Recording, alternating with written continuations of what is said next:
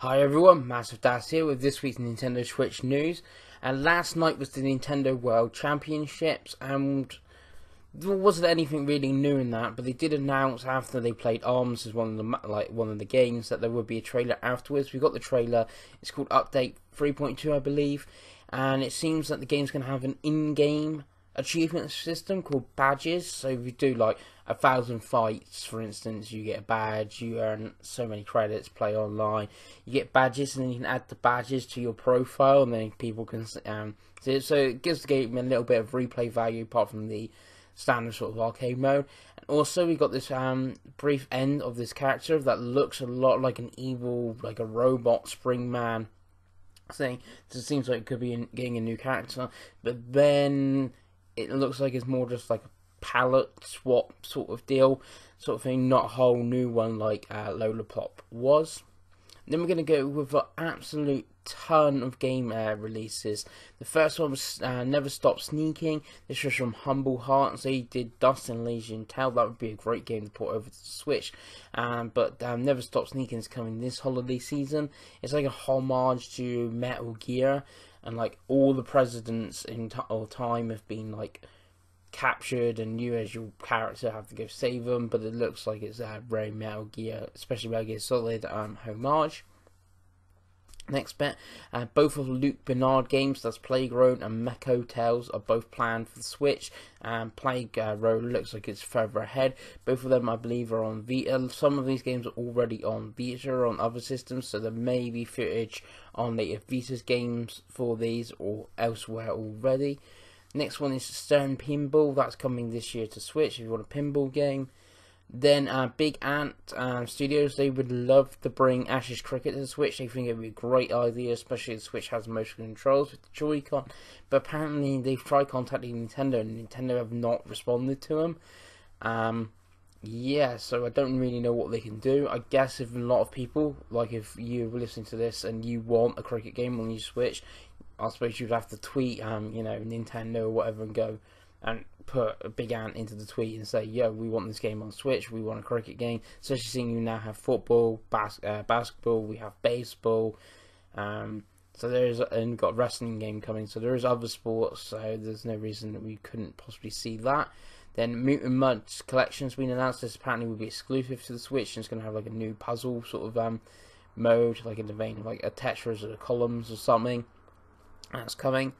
Then Tangledeep, that's currently on Steam as an early access game. It's a rogue-like dungeon crawler inspired by the likes of Secret Mana, Chrono Trigger, the SNES RPGs. That will be coming to Switch in 2018, but it's currently early access. So as soon as they sorted that, I gather it's coming. Next one is Bite of the Wild. I'm not going to really even explain that one. You can guess what it sort of is from the title. That's coming this year for Steam, next year for Switch. I'm surprised Nintendo sort of will let that on, considering the name and the theme. And then No Heroes Here, a tower defense game. I believe again it may be early access or is already on Steam. Coming soon. A lot of these are just coming soon for Switch, or like just been announced for Switch. And next one is Project First Light. Projection First Light, I should say. It's like a shadow puppet. It looks a little bit like Shadow Puppeteer, but a bit more darker with like more 2D graphics than the 3D sort of 3D of Shadow Puppeteer that was on Wii U. One of the bigger ones out of all these announcements is Darkest Dungeon. It's coming to Switch. It's not sort of been officially announced, but their Twitter basically showed really like close up to a screen, and then it, like a video, and then it just goes out and out, and they're playing on the Switch. It's really like short trailer. The game again was on Vita. I believe there is footage on latest Vita games and that, so it shouldn't be too hard to port over. So I've not played the game yet myself, so I'm really excited for this one. Next one is Rogue Trooper. I talked about this in the upcoming games of October at retail. It's coming to PS4 and Xbox One on the 17th of retail. There's no word of when the Switch version is coming. They have confirmed it is coming the same day on Switch, but no word about the retail version or if the game's actually getting one. It's going to be 20 quid though. I believe it's more than that on PS4 and Xbox One. I might be wrong on the prices, but I'm pretty sure it's 20 quid on Switch and like 25, 30 on PS4 and Xbox One. This would be the first shooter that isn't Splatoon on Switch. So yeah, that's kind of exciting. But then with Doom coming, we know Doom's coming. Don't know how well that would do. Next one, Fear Effects Sedena has actually been confirmed for Switch, which makes total sense because the remaster. When remaster was confirmed with the first game, it was confirmed for like PS4, Xbox One, and Switch, and myself were going, yo, but we're not getting the sort of sequel for Switch. Like, why are you bringing this over? But they are bringing out Fear Effects Sedena, so that's really good. I believe the game's going to play completely different though. It's like a tactical sort of RPG style game, like you move the characters around, than what the classic Fear Effect was on PS1. Next, Retro City Rampage, that's been out on the eShop for a while, is getting a physical limited edition. It's not going to be limited run or anything. That is going to be actually on VBlank's website. It's going to be able to prove that from tomorrow, as when recording, when this video is going up. It's going to have this cool reversible cover that looks like a Master System game. Like I said before in the October video of games coming soon, the Switch is becoming a system where people want to collect for it already, and games like this clearly show that with like a sort of like a limited run style thing. Next one, you've got visual novel Akona for Rhythm Across the Blue. I can pronounce it a bit afterwards. I believe it's based on an anime or a manga or something like that. That's coming in March in Japan only, I would gather. I'm not sure if it will get translated, but yeah, visual novel, genre that I quite like to see on the Switch more of, and really love the see things like Lady Layton that's just come out on 3DS and is on iOS get ported to Switch, especially seeing there's an iOS version. I think they'd be great on the go on the Switch. And obviously we got Atomi Games, which we cover those sort of things. So if we could cover both in one go, it'd be great.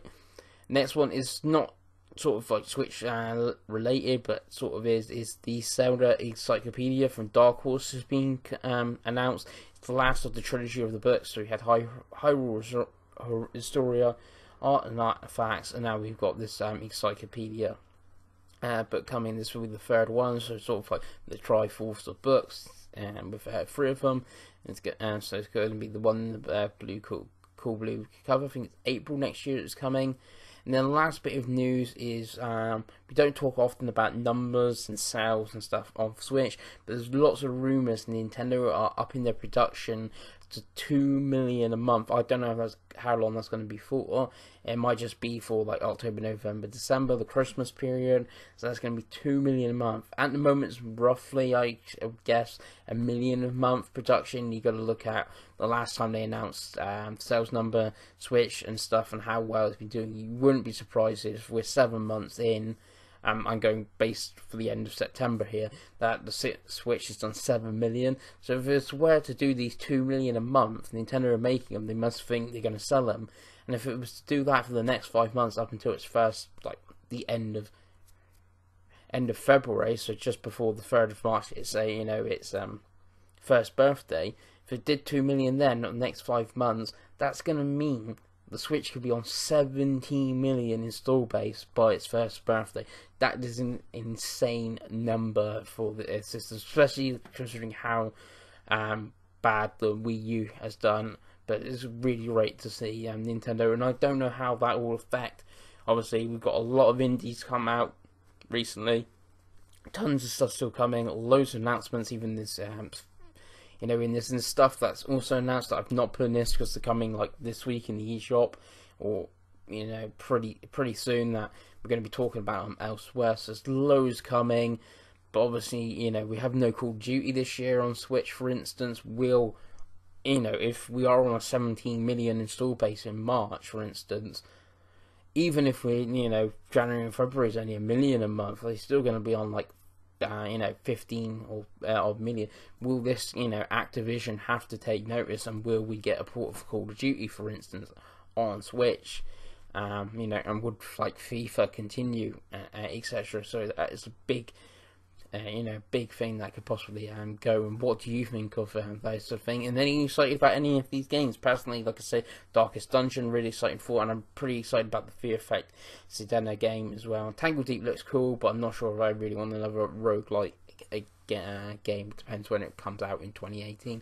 Anyway, I'll be Master Das, and thanks for watching.